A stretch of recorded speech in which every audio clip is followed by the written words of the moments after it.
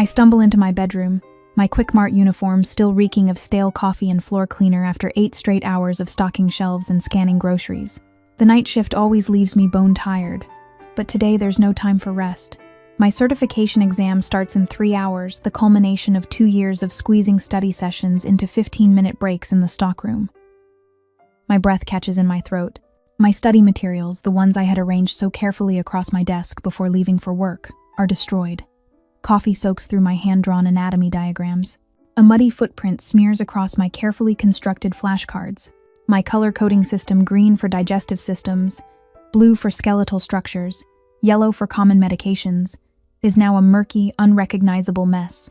My hands shake as I lift a sopping wet page, the ink bleeding into unintelligible blotches. 2 months of meticulous work ruined in what must have been 30 careless seconds. Drew, I whisper, my brother's name turning bitter on my tongue. The evidence is clear. His muddy sneakers beside the door, the half-empty coffee mug with his gaming logo sitting on my nightstand. This wasn't an accident. The damage is too complete, too thorough. 3 days ago, I transferred $340 to Drew for his car payment. Money I'd been saving for my veterinary textbooks. Money I earned working overnight shifts while he slept soundly upstairs. "It's just a loan," he had said, eyes wide with practiced innocence. "I'll pay you back next week, just like the dozen other loans before." Last night at dinner, Mom and Dad had spent 20 minutes praising Drew's latest gaming tournament victory, while I sat silently, still wearing my name tag. When I finally mentioned scoring 98% on my practice exam, Dad had simply nodded and asked Drew about his upcoming competition schedule. I dropped the ruined papers and marched down the hallway to Drew's room. The door is closed, but I can hear the familiar sound of his gaming headset, his voice animated as he talks strategy with online friends. I push open the door without knocking. "What the hell did you do to my study materials?" My voice is steadier than I expected. Drew barely glances away from his screen. "What are you talking about?" "My notes, my diagrams. Everything on my desk is ruined." He shrugs, eyes still fixed on his game. "It's just some dumb paper. You can make new ones." The casual dismissal hits harder than outright cruelty would have. In his world, my work simply doesn't matter. "I have an exam today," I say, my voice rising. "Those dumb papers took me weeks to create." "So?" Drew doesn't even pause his game. "Not my problem." Something shifts inside me. My hands stop shaking. The familiar knot of anxiety in my stomach hardens into something stronger, something like resolve. "You did this on purpose," I say, the words cutting through the air between us. That gets his attention. He finally turns, controller still in hand. "What? Number, maybe I knocked something over. But you destroyed my work because you knew how important it was to me." The realization strikes with perfect clarity. This isn't the first time. Heavy footsteps in the hallway signal my father's approach.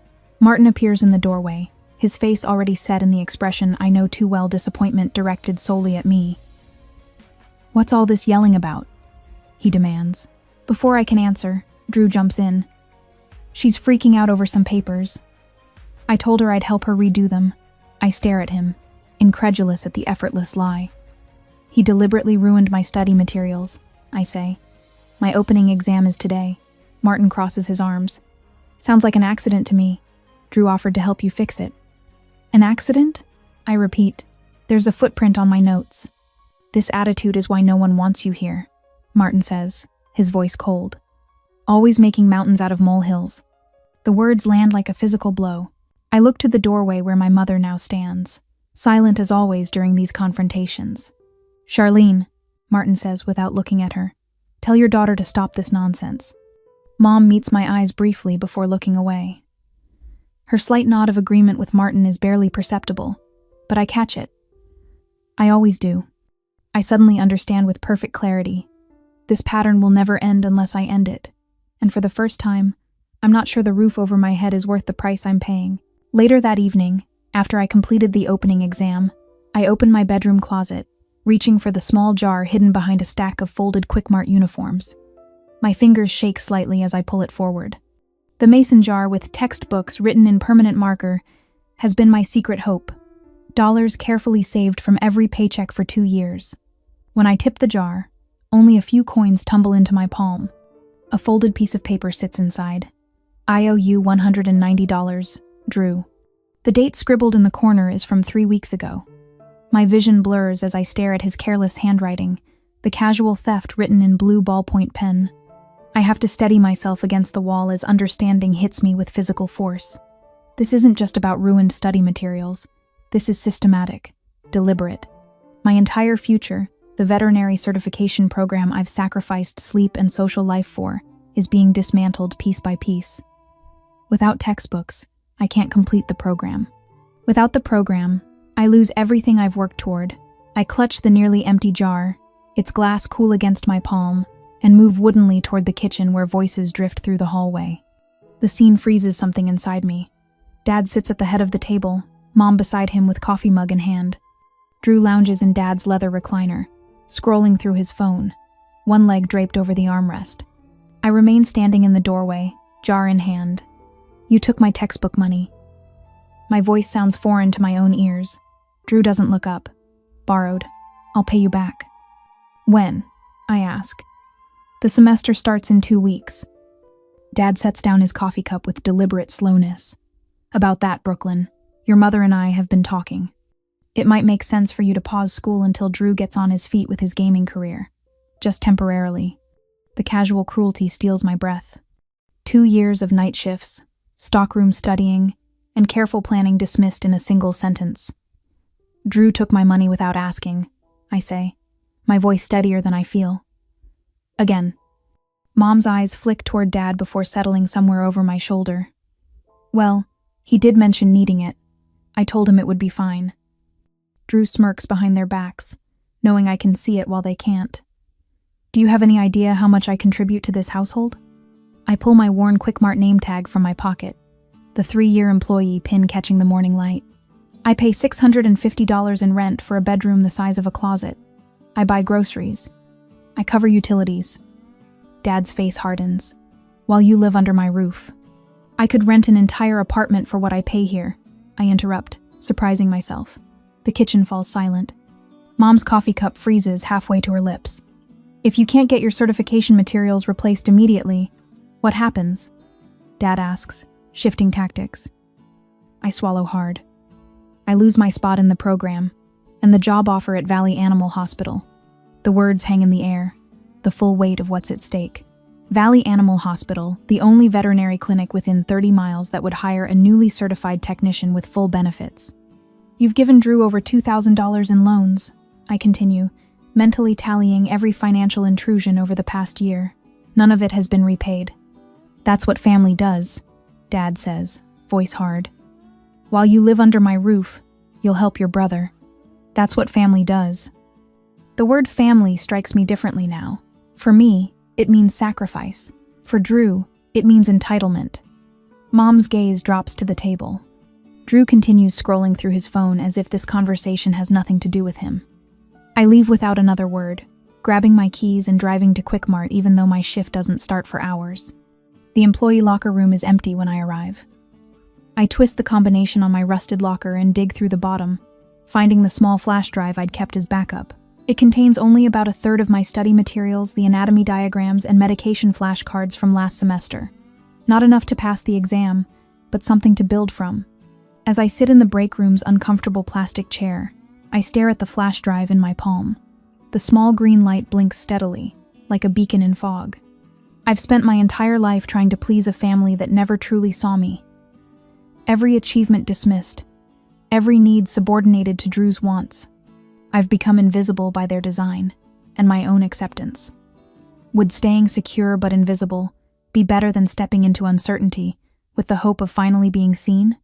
If I leave, I lose the only home I've known, risk their anger, and step into a world without safety nets. If I stay, I surrender my future to people who value it so little they'd sacrifice it without a moment's hesitation. The flash drive feels impossibly small against my palm, a tiny piece of myself salvaged from systematic erasure. Not enough to save everything, but perhaps enough to start. Later that week, I stare at the library computer screen until my eyes burn, desperately trying to reconstruct my study notes before my shift starts. 3 days ago, Martin changed our Wi-Fi password. Said my late-night studying was disruptive to the household rhythm. Brooklyn, The library closes in 15 minutes. The elderly librarian calls from behind the circulation desk. I nod without looking up, fingers flying across the keyboard. My veterinary anatomy diagrams are half finished, the digital versions nowhere near as detailed as my ruined originals. Another night of work lost. The walk home takes 20 minutes I can't spare. My phone buzzes with a text from Charlene. Your father and I think Drew should have a proper gaming room. Your bedroom has the best light. My throat tightens. I pause on the sidewalk, rereading the message twice to be certain I understand. They want my bedroom now, the only space that's been mine. I enter through the back door, hoping to avoid everyone. Drew lounges on the couch, controller in hand, empty pizza boxes scattered around him. Mom's looking for you, he says without looking away from his game. Something about the family photo albums. I find Charlene in the dining room, laptop open. There you are. Did you delete the Wilson family reunion album from the cloud? I can't find it anywhere. I didn't touch it, I say, dropping my backpack. Why would I? Drew mentioned you were upset about something and might have deleted it accidentally. My chest tightens. Those photos were part of my family history project, the only assignment I had left for my humanities requirement. Drew deleted it, I say quietly. Not accidentally. Charlene sighs. Don't start with the accusations, Brooklyn. He said it was probably just a cloud storage issue. I don't bother arguing. There's no point. That night, my manager calls. Can you cover Tina's shift tomorrow? She's got that stomach bug going around. I want to say no. I need to study. But I can't afford to lose the hours, not with certification fees coming due. I'll be there, I say. 3 hours of sleep later, I'm stocking shelves, my vision blurring as I arrange canned goods in perfect rows. This is the 4th extra shift this week. My body moves on autopilot while my mind catalogs everything I should be studying instead. When I finally drag myself home, I stand on the porch for 5 full minutes, heart hammering, before I can make myself open the door. The physical symptoms are getting worse. The racing pulse, the cold sweat, the knot in my stomach that forms whenever I approach my own home. I pause in the entryway, listening for movement. When I'm certain no one is around, I grab my last textbook from my room and carry it to my car, tucking it securely in the trunk beneath a blanket. It joins my certification paperwork, the flash drive with my backups, and the small lockbox containing my birth certificate and social security card. That night, instead of attempting to study, I create a spreadsheet. Every dollar I've given Drew, every bill I've paid while working night shifts, every loan that was never repaid. The total makes me sick. 3 years of financial contributions that exceed market rate rent for a room twice the size of mine. The next morning, my locker at work contains something unexpected. A small paper bag with a travel mug of still warm coffee, 2 protein bars, and a handwritten note. Whatever you're fighting through, you're not fighting alone. Beverly. My hands tremble as I hold the note. Beverly Glenn works the morning shift after mine. We've exchanged tired smiles in passing, nothing more. Yet somehow, she saw what my own family never has, that I'm drowning. I clutch the note as tears threaten. Someone noticed. Someone cared enough to act. Sunday morning, I drag myself from bed at dawn to prepare breakfast before my shift: eggs, bacon, pancakes, a peace offering I know won't bring peace. As I slide the last pancake onto the serving plate, Martin and Charlene enter the kitchen. Drew shuffles in moments later, hair disheveled, still wearing yesterday's clothes. Smells good, Martin says, helping himself without looking at me. I take a seat, forcing myself to eat, though my stomach churns with anxiety. Charlene sips her coffee, then clears her throat. We need your portion of the bills early this month. Drew has a gaming tournament entry fee due tomorrow. Something shifts inside me. The spreadsheet I created flashes in my mind: every dollar, every broken promise, every sacrifice.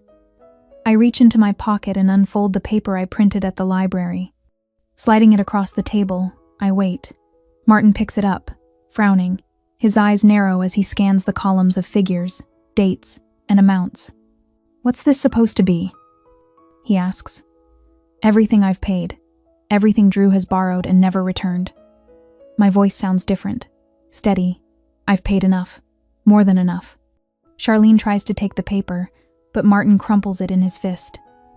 This is how you respond to a simple request? His voice rises. With an accounting lesson? No, I say, meeting his gaze directly. This is how I respond to years of being treated like an ATM while my own needs are ignored. The revelation hits me with startling clarity. I don't need their approval to value myself. Martin's face darkens. If you can't be a team player, maybe it's time you found somewhere else to live. The threat hangs in the air, but instead of panic, I feel something close to relief. Maybe it is, I say quietly. Later that day, I sit in the break room at Quick Mart, staring at my phone. I've typed and deleted the same text to Beverly 3 times. Finally, I press send. Do you know anyone looking for a roommate? Her response comes seconds later. I have a spare room. It's yours if you want it. I read the message twice, unable to believe it. When Beverly's shift ends and mine begins, she finds me in the stockroom. I meant what I said. She tells me, the room is small, but I cleared out a corner of the living room for a study space. Good lighting, no distractions. Her kindness is so unexpected, so genuine, that I struggle to find words. Why would you do that for me? I finally ask. Beverly smiles. Because everyone deserves a safe place to become who they're meant to be. That evening, I begin quietly moving essentials to my car when no one is home clothes, remaining textbooks, the few mementos worth keeping. My secret advantage is the emergency fund I've been building in an account my family knows nothing about. Not enough for an apartment of my own, but enough for first and last month's rent if Beverly's offer falls through. When my night shift ends, I drag myself to the parking lot, keys in hand, already planning which items to move next, but my car isn't there. I circle the lot twice before reality sinks in. My phone buzzes with a text from Drew. Borrowed your car. Keys were in your jacket. Don't need a ride to work tonight, right? I stand frozen in the empty parking lot, 30 minutes before my shift starts, with no way to get to work and no way to retrieve the possessions I've already packed. The realization is both terrifying and freeing. The final bridge has been burned for me. The next day, the morning light filters through the blinds as I methodically sort my belongings into 3 piles: essentials, replaceable items, and things I can leave behind. Drew's gaming tournament gives me a 4-hour window. 4 hours to dismantle the life I've built here. 4 hours to choose what truly matters.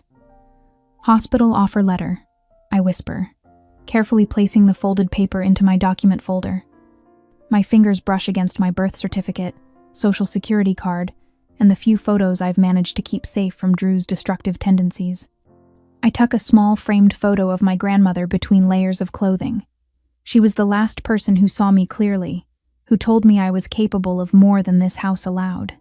The frame is cracked from when Drew accidentally knocked it off my dresser last year, but her smile remains intact behind the spiderweb of fractures.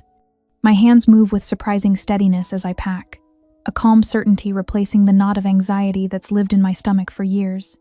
On my desk, I place a 3-page letter I wrote last night at Beverly's kitchen table. The words are precise, factual, free of the emotional pleading that my family has always dismissed. The first page documents every loan to Drew, every bill I've paid, every sacrifice demanded. The second outlines the systematic sabotage of my education and career. The third states my terms for any future contact. I pause before zipping my final bag. This moment feels momentous yet ordinary, like breathing after being underwater too long. The front door slams downstairs, hours earlier than expected. My heart jumps to my throat. Brooklyn. Drew's voice carries up the stairs. Where's my charging cable? His footsteps pound up the stairs before I can respond. He appears in my doorway, still wearing his tournament jersey, face flushed with anger rather than gaming excitement. His eyes narrow at the packed bags on my bed. What do you think you're doing? Leaving, I say, the word simple and clean on my tongue. Drew moves toward my computer monitor, the newest item I own, purchased with 3 months of saved overtime pay. This stays. Dad paid for it. No, he didn't. I step between Drew and my belongings. I have the receipt. Everything in this house belongs to the family, he says, grabbing for my backpack. I pull it away sharply. Then I'm taking my share. Drew's face contorts with an ugly, familiar rage. He lunges forward, shoving me against the wall. You ungrateful. A knock at the open bedroom door interrupts his tirade. Missus. Wilkins, our 70-year-old neighbor, stands in the hallway, her eyes wide with concern. I heard shouting from next door. Is everything all right? Drew's demeanor shifts instantly, a plastic smile replacing his snarl. Everything's fine, Mrs. W. Just a little family disagreement. She's stealing our stuff, he adds, voice dripping with false concern. Mrs.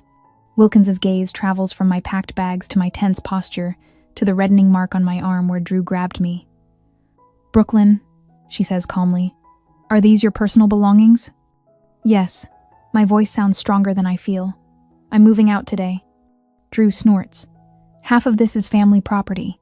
The computer, Your brother pushed you, Mrs. Wilkins interrupts, her voice sharper than I've ever heard it. I saw it clearly. Drew's face darkens. Mind your own business, you nosy old. Finish that sentence, Mrs. Wilkins cuts in, and I'll be calling more than just your parents. For the first time, I see uncertainty flicker across Drew's face. An audience changes everything. His power exists only in the shadows our family creates. Brooklyn needs help carrying her things, Mrs. Wilkins announces, picking up one of my smaller bags. I'll be assisting her. Drew blocks the doorway. She's not taking anything until Mom and Dad get home. Young man, Mrs. Wilkins says, her voice carrying the weight of decades of no-nonsense living. Either move aside or explain to the police why you're preventing an adult from leaving with her own belongings. Drew's face flushes deep red. He spits a string of obscenities that make even me flinch, but he steps aside. As Mrs. Wilkins helps me carry the last box to my car. She asks if I want to file a police report about Drew's threats. I hesitate. Would creating an official record protect me in the future, or would it only escalate the situation with my family? At Beverly's apartment, order emerges from chaos. She clears half her closet, arranges her living room to include a dedicated study corner with a small desk she found at a garage sale, and creates a shift schedule that allows us both privacy despite our opposite work hours. Your exam, she reminds me gently that evening, setting a cup of tea beside my notes. My eyes widen. It's in 3 days. After everything, I forgot. One frantic email later, my program advisor extends my deadline, citing family emergency as sufficient cause. Her understanding is a stark contrast to the dismissal I've grown accustomed to. 3 days later, after the results were out, I walked out of the certification exam with shaking hands but a steady heart. The questions were challenging, but for once, no one sabotaged my preparation. The text from my advisor comes that evening. Congratulations, Brooklyn. You passed. My phone chimes with notifications. 3 missed calls from Mom, 5 texts from Dad, nothing from Drew. The latest text from Mom reads, "We're behind on the electric bill without your contribution. When are you coming home?" Dad's voicemail is less subtle. This is what ungrateful children do. Abandon their family when they're needed most. Your brother would never. I delete the rest without listening. The third notification is different. An email from the county court system, automatically sent because I'm listed as Drew's emergency contact. A month later, the subject line reads, "Notification of arrest. Andrew Cade, retail theft, 1st degree." I stare at my phone, the words blurring as a strange, hollow feeling spreads through my chest. Not satisfaction, not grief, just the quiet recognition of inevitable consequences finally arriving. One Wednesday night, I study my phone as the texts roll in, one after another. The screen lights up the dark kitchen where Beverly and I sit at 3 in the morning, her folding laundry after her late shift while I nurse a cup of tea. "Brooklyn, please." My mother's voice in the voicemail breaks. "Drew's been arrested. Bail is set at $7,300. We don't have it." I set the phone down, its screen still glowing with notifications. Beverly pauses, a half-folded towel in her hands, watching my face. "You okay?" she asks. My brother got arrested for stealing gaming equipment. I scroll through the family group chat where my father's message waits. "We need your help, Brooklyn." This from the man who told me no one wanted me around. The next message lands with the subtlety of a sledgehammer. "Family stands together in times of need." Beverly snorts. "Funny how family matters when they need your wallet." I nod, feeling strangely calm. For weeks after moving out, I'd imagined scenarios where they'd need me rehearsed righteous speeches, plotted perfect revenge. But now that the moment's arrived, I feel nothing but clarity. "What are you going to do?" Beverly asks, folding the last towel with precise corners. I take a slow sip of tea before responding. Set some boundaries. My thumbs move across the screen. If you want my help, I need a public apology in the family group chat. Not for my benefit, but so you understand what you're asking for. The response doesn't come for hours. I go to bed, sleep the untroubled sleep of someone who no longer walks on eggshells in their own home. When I wake, there it is, my father's stiff, reluctant paragraph, acknowledging that perhaps they hadn't always treated me fairly. No perhaps about it, but it's more than I ever expected. I text back, I'll visit Drew tomorrow, then I'll decide. You're really going? Beverly asks when I tell her, concern etching her features. I need to see his face, I say. Need to know if anything's changed. Next day, the county jail smells of industrial cleaner and sweat. I sit at a scratched metal table under fluorescent lights that buzz like trapped insects. When Drew appears in his orange jumpsuit, I barely recognize him. His confident swagger has vanished, replaced by hunched shoulders and downcast eyes. Thanks for coming, he murmurs, sliding into the seat across from me. I didn't think you would. Neither did I admit. Look, Brooke, I know I messed up. Not just the stealing thing, everything. The way I treated you, taking your money, ruining your stuff. His voice cracks convincingly. I never thought about what it was costing you. I study his face, searching for sincerity. The old Brooklyn would have melted instantly, opened her wallet, sacrificed whatever was needed to rescue her little brother. But the new Brooklyn waits, watches. They're going to press charges, Drew continues. If I can't make bail, I could be in here for months before trial. That sounds difficult, I say, not offering more. His eyes flick up, surprised by my response. You don't understand what it's like in here. You're right, I don't. After 20 minutes of his carefully crafted remorse, I stand to leave. Drew's expression shifts almost imperceptibly. As I turn to signal the guard, I hear Drew whisper to the inmate at the next table. Told ya, she's falling for it. My stomach flips with that old, familiar sensation of betrayal, but this time, it transforms into something else. Something hard and certain, like steel being forged. I walk out without looking back.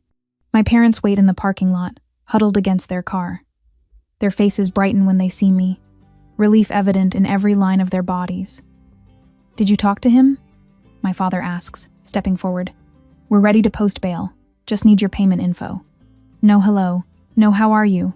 Just the request for money, as if nothing has changed. I pull out my phone and text Beverly. Can you come pick me up? Brooklyn, please. My mother steps forward, her hand outstretched. Please don't abandon us. We need you. The word strikes me like a physical blow. Abandon, as if I were the one who had rejected them, not the other way around. I'm just respecting what you once told me, I say, meeting my father's eyes directly. No one wants me here. My father's face hardens. So that's how it's going to be? You're going to hold one comment against me when your brother is sitting in jail? Not one comment, a lifetime of them. I step back as Beverly's car turns into the parking lot. Drew can make his own choices. So can I. My mother begins to cry. My father's face turns red with anger. But for once, their reactions don't control me. I walk away, climb into Beverly's car, and don't look back. 2 months later, word filters through the extended family grapevine that Drew received a 6-month sentence. I hear it from my Aunt Cheryl, who calls under the pretense of checking on me but really wants to know if I've spoken to my parents. They're struggling without your help, she tells me. Family forgives, Brooklyn. Yes, I agree. Real family does. A week after that conversation, an envelope arrives at my new address, the small apartment I've rented now that I've started my job at Valley Animal Hospital. The return address is the county correctional facility. I stand in my kitchen, turning the letter over in my hands, feeling its weight. Whatever words Drew has written, apologies, accusations, more manipulations, they can't touch me anymore. I place the unopened letter in my desk drawer and turn back to studying for my veterinary specialty certification. Some doors are better left closed. A year later, I check the PETS chart one more time before entering exam room 3 at Valley Animal Hospital. 2-year-old rescue dog, first visit, signs of anxiety. A case I understand all too well. Doctor. Rhodes nods as I slip through the door ahead of her. This is Brooklyn, our certified veterinary technician. She'll help get Daisy comfortable before I begin the examination. The young couple seated on the bench looks up with hopeful expressions. Between them trembles a honey-colored terrier mix, ears flat against her head. You look so kind, the woman says, her voice soft with relief. We trust you. Those words still hit me like a revelation every time I hear them. 8 months ago, no one in my life would have said them. I kneel slowly, keeping my movements deliberate as I extend my hand for Daisy to sniff. Hey there, sweet girl. I know new places can be scary. The dog inches forward, nostrils flaring. I remain perfectly still, letting her decide when she feels safe. Doctor. Rhodes watches with approval. Brooklyn has a gift with nervous animals.